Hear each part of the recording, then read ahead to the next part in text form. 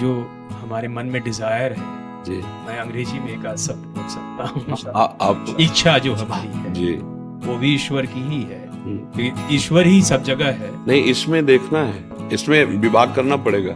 अभी आपको समझना होगा, एक है हमारी वासना जनित इच्छा और एक है उपासना जनित इच्छा। उसको ये देखना पड़ेगा कि देह भाव से वासना जनित इच्छा है या उपासना जनित है। उपासना जनित है तो आदरणीय है, और वासना जनित है तो उसको देखना होगा कि धर्म विरुद्ध है या उसमें। जैसे समझिए, दो प्रकार की बुद्धि, इतना आपको तो परिचय मिला होगा, कुमति और सुमति। जैसे रामायण में है ना, कुमति सुमति सबके उर राय।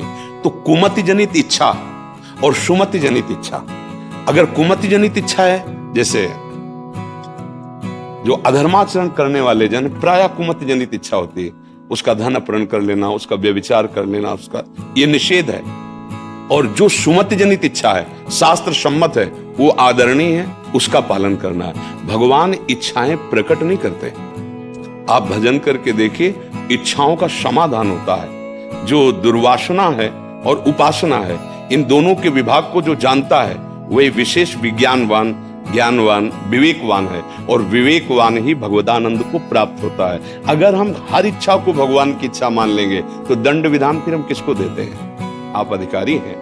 उसके अंदर भी तो भगवत इच्छा थी जो व्यभिचार किया, उसके अंदर भी तो भगवत इच्छा थी जो हिंसा की, लेकिन हम उसको कानून के अनुसार पकड़ते हैं, पीटते हैं और दंड देते हैं। क्यों? क्योंकि उसने सुमति का प्रयोग नहीं किया, केवल इच्छा पर आधारित होकर उसने कर्म किया, इसलिए दंड का अधिकारी हुआ। इसलिए पहले इच्छा को हम समझ ले कि इच्छा हमारी दुर्वासना युक्त है, कुमत से प्रेरित, या सुमति शास्त्र सम्मत है। शास्त्र सम्मत है तो बंधनीय है और उसके अनुसार हमें चलना है तो भगवत बल मिलेगा, और अगर शास्त्र विरुद्ध है तो दंडनीय है, हमारा आत्मबल क्षीण हो जाएगा और हम अपने आप जलेंगे, उदास रहेंगे, विषाद युक्त रहेंगे। अब आगे आप सुमत जो इच्छा जो सुमत की तरफ ले जाए, हाँ जो ईश्वर की तरफ ले हाँ जाए, बिल्कुल कोई भी इच्छा हाँ उसको सुमत में बदलना, हाँ और जो ईश्वर की तरफ ले जाए उस मार्ग पे चलाना, हाँ वो भाव जब आने लगे, जी जो प्रारब्ध की वजह से जो भी इच्छाएं आ रही, और जो अगर नहीं, अब देखो फिर यहाँ क्या है कि अध्यात्म शब्द है ना, तो जैसे प्रारब्ध के वश इच्छा आना और एक विवेक से इच्छा करना, अब दो विभाग करना पड़ेगा, मनुष्य और पशु। पशु केवल प्रारब्धवश इच्छा के अधीन चलता है, और मनुष्य विवेकशील है, वो प्रारब्धवश आई हुई इच्छा को निर्णय करके हटाता है या उसको पास करता है, और जो पास करता है उसमें भगवत बल लेकर के चला जाता है। अगर हम केवल जहां शब्द बोलेंगे आप वहीं हम रुक जाएंगे।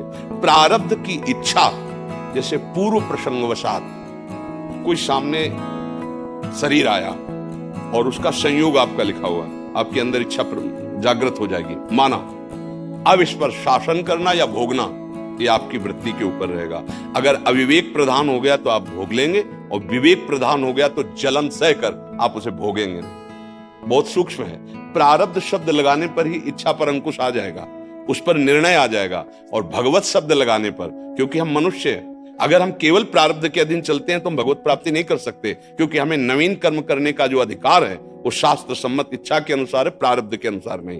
प्रारब्ध हमारे शास्त्र सम्मत इच्छा में बाधा पहुंचाने के लिए आ सकता है या सहयोग करने के लिए आ सकता है, वो हमें परास्त नहीं कर सकता या हमें भगवत प्राप्ति नहीं करा सकता। किसी की कुंडली में भगवत प्राप्ति नहीं लिखी होती, उसको इसी मानव देह में ऐसी साधना, ऐसी तपस्या, ऐसा संयम करना होता है जो भगवत साक्षात्कार करता है। जैसे आपने प्रभु कहा जी कि मनन से ही जी ज्ञान होगा, जी तो ज्ञान आने के लिए मनन करेंगे। इच्छा आ रहा है उस पे मनन करेंगे, हाँ बिल्कुल बिल्कुल मनन करेंगे हाँ कि किधर जा सकता है। हाँ ज्ञान तो ज्ञान प्राप्त करना पड़ता है, हाँ और ईश्वर की तरफ भक्ति करनी पड़ती है। हाँ उसी ज्ञान की बात को लेकर जी ये इच्छाओं को जी किस रूप में बदला जाए, जी उस पे मनन किया जाए, जी वो तो धीरे धीरे ही आता है। हाँ आएगा धीरे धीरे, पर निर्णय तत्काल करना पड़ेगा, निर्णय तत्काल करना पड़ेगा। जैसे हमारे हृदय में बात आई, दोनों बातों को समझना होगा कि भगवत मार्ग में हमें चलना है तो हम शाम तक जिएंगे कि नहीं, कोई भरोसा नहीं ना। हम इसे बहुत लंबा नहीं खींचेंगे, भले हम 1000 वर्ष की आयु बजे जो भी हो, हमें पता नहीं। हम इसे तत्काल के लिए लागू करेंगे। क्योंकि अगर अगला मिनट हमारे जीने का भरोसा होता तो हम इसे धीरे धीरे लंबा सरका के ले जाएंगे, फिर स्थिति प्राप्त करेंगे। बहुत विवेक से समझना, हम शाम तक जिएंगे कि भरोसा नहीं है, और ये शरीर छूट करके मनुष्य शरीर ही मिलेगा, इसका भी कोई निर्णय अपने पास नहीं है। तो हमें क्या करना, अभी वो बात बनानी, अभी, जिससे अभी शरीर छूट जाए पर मुझे भगवत प्राप्ति हो। वो क्या होता है, बिगड़ी जन्म अनेक की, अब वहीं सुधरे आज, पहले स्वीकार करो, हे प्रभु मैं आपका, आज से मेरा जीवन आपके चरणों में समर्पित, एक एक श्वास में नाम जप करूंगा, धर्माचरण करूंगा। ये निश्चय हुआ है आपका, अभी हो नहीं ऐसे, निश्चय हुआ, ये निश्चय अभी हुआ, अभी शरीर छूट जाए तो आप भगवत प्राप्त हो जाएंगे। अब आपकी जितनी श्वासें बची, आप प्रयास कर रहे हो भगवत आचरण, भगवत नाम, भगवत लीला गुणानुवाद, अब जितना भी समय होगा वो आपका भगवत में माना जाएगा, भगवत प्राप्ति हो जाएगी। आज हम निश्चय करें, इसके लिए हम कल के लिए नहीं छोड़ें, क्योंकि कल हमारे हाथ में नहीं है। प्रभु अनुभव, जी। अनुभव जब आएगा जी। तभी आएगा, अभी वो तो कृपा है उनकी। सुनो सुनो, अनुभव आपका अपने पास है, आप भूल गए उसे। पूरी गीता सुनने के बाद और कुछ नहीं मिला। स्मृति नष्टो मोहा, स्मृति लब्धा तो प्रसादान में अच्युता, हे अच्युत, जो मोह था वो नष्ट हो गया।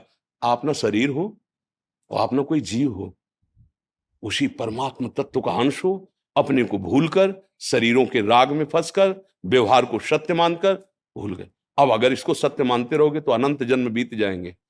बिगड़ी जन्म अनेक की, अब वहीं सुधरे आज, बस यही स्वीकृति करनी। इसीलिए कहा गया संत समागम बड़ी बड़ी तपस्याओं से भी श्रेष्ठ है, क्योंकि ये जो वृद्धि हमारी अंदर से कि धीरे धीरे, नहीं अभी इसी क्षण मैं प्रभु आपका हूं, आज से जितनी श्वासें मुझे पता नहीं, आपको समर्पित करता हूं। अब कितनी श्वासों में स्मरण कर पाऊंगा ये आपका बल होगा, लेकिन मैं समर्पित आज से आपका हूं। आज से आपका कल्याण शुरू हो गया, आज से मंगल शुरू हो गया। तात स्वर्ग अपवर्ग सुख धरी तुलाए कंग, तुलनताय सकल मिली जो सुख लव सत्संग। ये बात आपको स्वीकार अभी करनी है। पता नहीं हमारी अगली श्वास है कि नहीं, प्यारे अच्छे से निर्णय करके देखो, अगली श्वास का भरोसा नहीं तो मुझे इसी क्षण वो उपाय कर लेना है कि अगली श्वास जाए तो मैं प्रभु को प्राप्त हो जाऊं, किसी साधन बल से नहीं, या गुण साधनते नहीं हुई, तुम्हारी कृपा पाओ कोई कोई। अभी समझ जाओ और समझ के फिर चलो। जैसे आपको हर समय स्मृति कि आप कौन हैं, आपका पद क्या है, आपका कर्तव्य क्या है, पढ़ना नहीं आपको, ऐसे ये स्मृति जागृत हो जाए कि आप वास्तविक कौन हैं। ये अवास्तविक है, वास्तविक नहीं है, न शरीर वास्तविक है न पद वास्तविक है। ये तो केवल सेवा मिली है और ये सेवा पात्र है शरीर, पर आप नहीं है, आप कुछ और हैं। और उसी को स्वीकार कर लीजिए तो स्वीकृति से सारी बात बन जाएगी। वही एहसास तो चाहिए। हाँ, प्रार्थना करते हैं, अभी स्वीकार करो हृदय में कि मैं प्रभु आपका हूं, जैसा भी हूं, और आज से मेरा जीवन आपके चरणों में समर्पित। तो जो भी जीवन है, समय नहीं है इसलिए सुग्रीव जी ने कोई साधना नहीं की थी प्यारे, केवल हनुमान जी ने शरणागति करवा दी। और उसी प्रश्न में जो बाली ने को संशय था कि मैं और सुग्रीव तो एक ही जैसा हूं ना, क्यों भगवान ने इसका पक्ष लेंगे। जब भगवान ने मारा तब यही प्रश्न किया, मैं बैरी सुग्रीव प्यारा, मैं जानता हूं मेरा